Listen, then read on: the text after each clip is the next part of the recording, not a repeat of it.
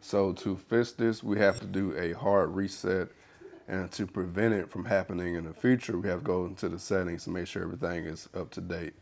But we'll do that next. But first, let's do the hard reset. So we'll take the power button here. Normally you just have to hold it down for about 12 seconds. So let's hold it down firmly, press, hold down, 3, 4, 5, 6, 7, 8. There we go. Now all we have to do is just power it back on.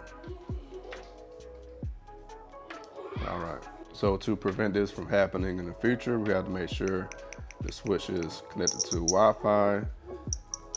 Mine is already connected.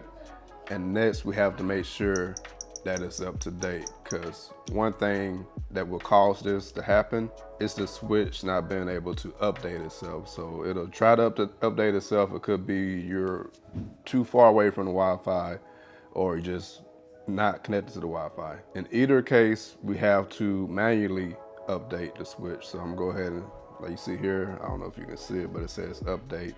System update is ready. So I'm gonna go ahead and do that.